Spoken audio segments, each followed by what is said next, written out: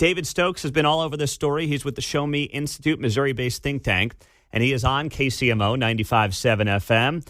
David, you've been following this closely. What do you make of the lawsuit yesterday and what the implications might be? Well, the implications are still going to be determined, but they're potentially enormous. And what do I make of it? I mean, I make of it that the problem was even worse than we thought. I mean, sometimes you think things are going to be bad, and then they're even far worse. And I tell you, Pete, there's the age-old question about when you deal with all the things that government does wrong, and is it because of incompetency or like malevolence? Is it incompetency or intentional?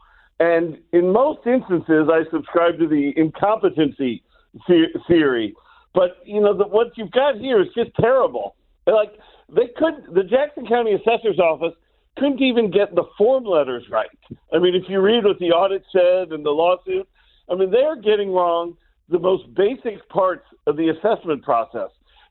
Not giving people accurate dates so they aren't able to tell exactly how much time they have to file an appeal. Not putting in the letters, the required legalese to explain people's rights. I mean, they're screwing up not hitting basic dates that are required by state law and have been required by state law for some time. I mean, they're getting the basic stuff wrong here, and now you've got this solution that seems simple enough to just cap everybody's assessment at 14.9% if they went up higher than that. But, it's not like school districts or other taxing entities aren't going to sue to oppose that if Jackson County Council does that. I mean, the school districts have calculated their assessments, their tax rates, their expected revenue, and while I personally have no problem with just taking everybody 15% and then higher down below 15%, I mean that's not just gonna happen. I mean, you'll certainly get continued lawsuits over it. So this thing is going to continue to be a mess, and I absolutely agree that for taxpayers to protect themselves, I mean, you should pay it under protest, which is a relatively simple process. The Kansas City Star article talks about how you do it, and I think people should do that, even if you don't end up filing a lawsuit with the state tax commission. At least it gives you that option should you desire to. Yeah, it does. Now, what about, as you note there, the levies have been set by the municipalities, by the school boards and everything else. So that's where this thing gets really hairy, where even if the assessment process has to be rolled back to 14.9% for anybody over 15, man, you are screwing up. And not that I feel bad for government entities not getting more money, but, man, you are screwing up a lot of budgets. So that's why I just wonder, is this smoke and mirrors, or can this actually help the people of Jackson County in the short term? I think it can really help the people of Jackson County. I mean, the audit and these lawsuits and all of that, because the process has been so bad. I think it's fundamentally invalid. And that's, I mean, people's rights weren't they weren't given the proper information for them to exercise their rights to appeal in a timely fashion. I mean, Jackson County Assessor's Office failed the most basic parts of it. So I do think there's need for major changes in the short term. That said, the school districts, the fire districts, others, if their assessed value goes down, they're going to argue that they should be able to go back, recalculate their revenues, and raise their tax rates to offset those losses. Mm-hmm. And I don't know how a court will feel about that. I mean, the court certainly may say, yes, you get to. So if you have now assessment decreases for some people, is that going to be partly offset by allowing taxing entities to raise their rates a little bit? I think there's a very good chance it will. So it's a crazy situation. I've actually been through something like this once before. 22 years ago in St. Louis County, they had what was called the drive-by assessment scandal, which has a lot of similarities to this.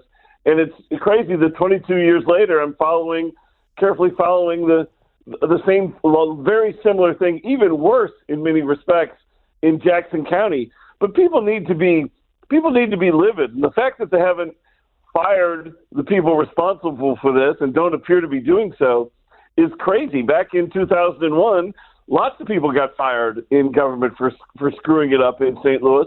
And I would hope in Jackson County, some people are going to be held responsible for this mess, too. Yeah, I mean, it's amazing that Gail McCann-Beatty, who is the county assessor, director of the county assessment department, is still employed, and Frank White appears to be very much protecting her and that entire office. And how heads are not rolling here, of course, politically speaking, figuratively speaking, is stunning to me.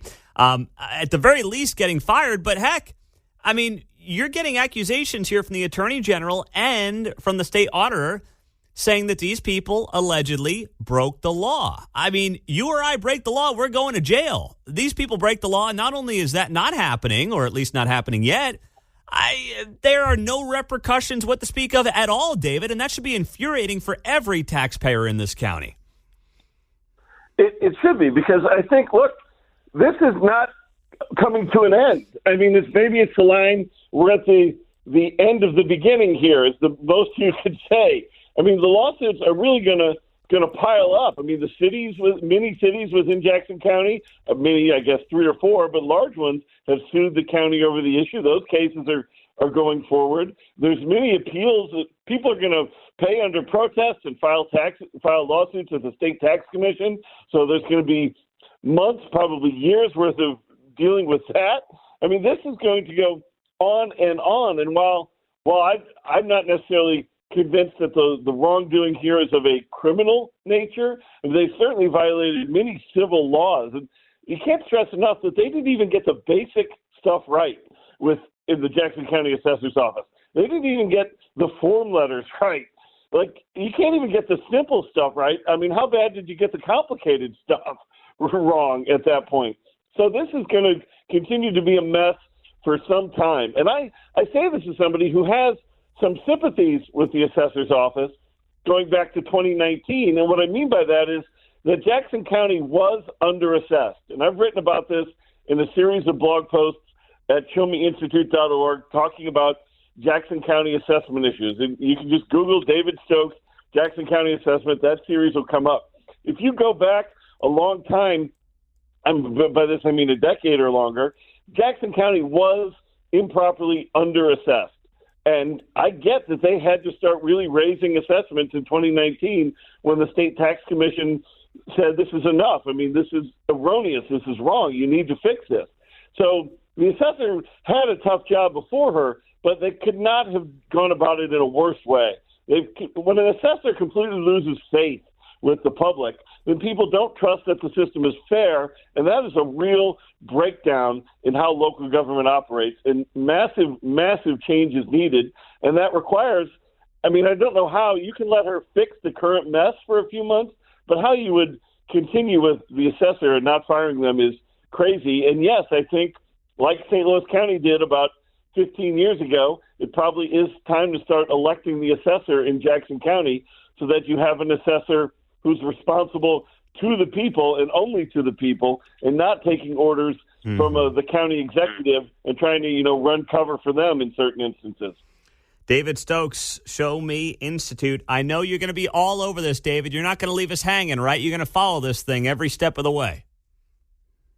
Absolutely, because it's going to go on for longer, and it's going to go on for a long time. And Pete, we started talking a year ago about how bad this assessment system was going to be statewide because of the combination of substantially increased home values and the inflation, which allowed for limited rollbacks by taxing districts. Or in the worst case, the Kansas City 33 school district, no rollback whatsoever. So people are getting crushed, and that part needs to change too. Mm-hmm. But we've been talking about this, and stunningly enough, it's even worse than we would have imagined, thanks to the incompetence in the Jackson County Assessor's Office.